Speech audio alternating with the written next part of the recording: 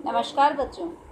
पिछले वीडियो में हमने कक्षा 7 के सभी बच्चों के साथ पाठ 1 हम सब राही एक राह के हमने कविता पढ़ी थी। हम सब राही एक राह के आज हम उसी कविता के प्रश्न उत्तर करेंगे।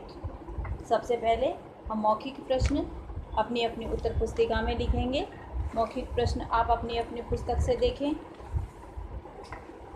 मौखिक प्रश्न, कवि यहाँ किसे एक राह का राही कह रहा है? कवि यहाँ किसे एक राह का राही कह रहा है? हम उत्तर लिखेंगे, ध्यान से सुने। कवि ने सभी धरती के वासियों को एक राह का राही कहा है। आप ध्यान से सुने, उत्तर का दोहरान है। कवि ने सभी धरती के वासियों को एक राह का राही कहा है। प्रश्न संख्या 2, कवि ने अपने पूजा के मंदिर में किसे बसाने की बात कही है?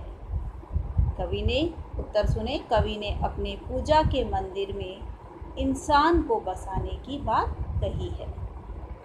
प्रश्न संख्या 3, हम दुनिया के दर्द दीवाने से कवि की कौन सी भावना प्रकट की जा रही है? उत्तर सुने, हम दुनिया के दर्द दीवाने से कवि के मन में जो दूसरों के प्रति प्रेम भावना है वह उजागर हो रही है।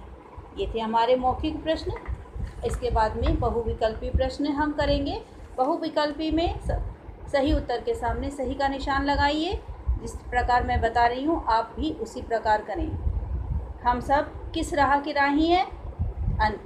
हम सब एक राह की राही।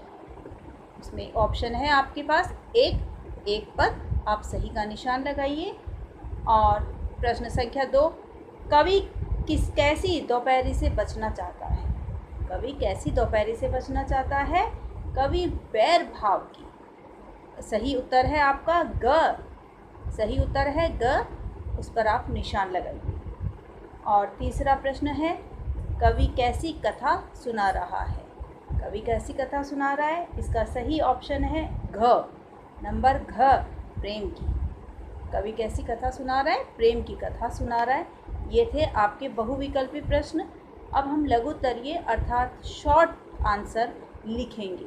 अपनी अपनी उत्तर पुस्तिका में हमें लघुत्तरीय प्रश्न करने हैं। मैं आपको बोलकर लिखवा रही हूँ, सभी लिखें। पहला प्रश्न है, कवि ने तन का रतन किसे कहा है? प्रश्न का दोहरान, कवि ने तन का रतन किसे कहा है? आप उत्तर लिखें। कवि ने तन का रतन पसीने को कहा है।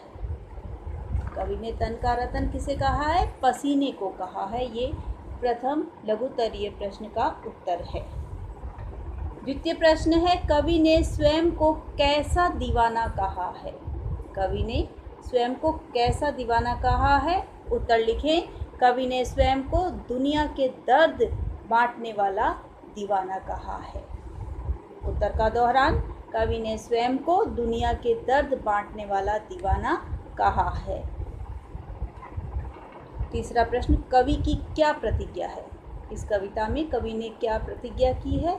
इसका उत्तर सुनिए और लिखिए।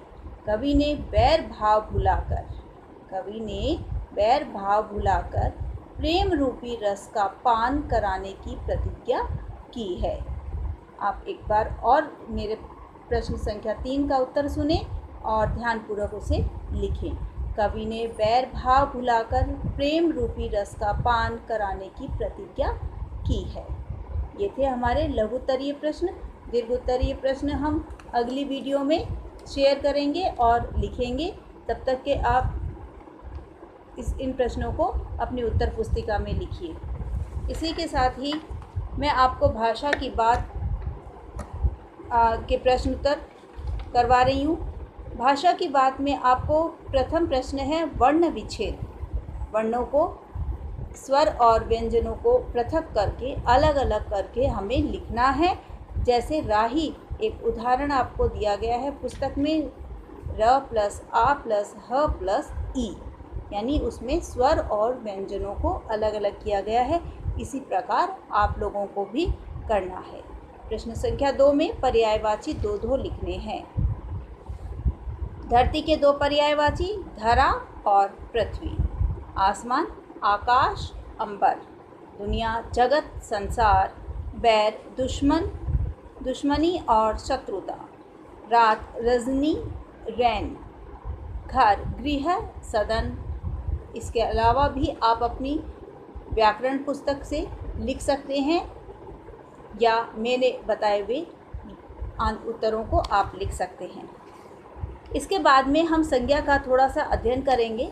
संज्ञा क्या है? इससे पहले की कक्षाओं में हमने पढ़ा है कि संज्ञा किसे कहते हैं, लेकिन फिर एक बार हम दोहरान करेंगे।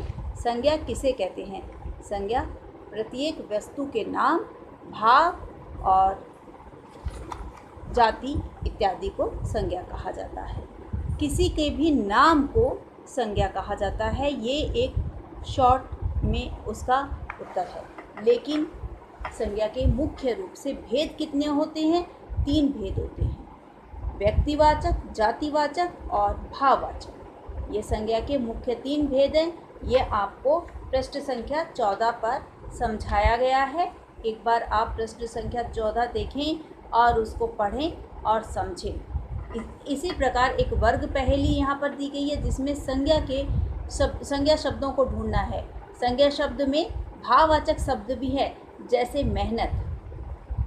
मेहनत क्या है? भाववाचक संज्ञा है। मेहनत, बैर, प्रेम, ये भाववाचक संज्ञा के उदाहरण हैं। इनको आप नीचे दिए गए कॉलम में लिखना है और उसके भेद इस सामने लिखने हैं। धरती, आसमान, ये व्यक्तिवाचक संज्ञा के उदाहरण हैं। धरती, आसमान, ये व्यक्तिवाचक। गज, गज व्यक्तिवाचक संज्ञा का उदाहरण है। मंदिर, मंदिर एक जातिवाचक संज्ञा का उदाहरण है। इंसान, इंसान भी जातिवाचक संज्ञा का उदाहरण है। इसी प्रकार आप इसको उत्तर पुस्तिका में करें दिए गए कार्य को, और अगली वीडियो में मैं आपको दीर्घ उत्तरीय प्रश्नों का आंसर करवाऊंगी। धन्यवाद।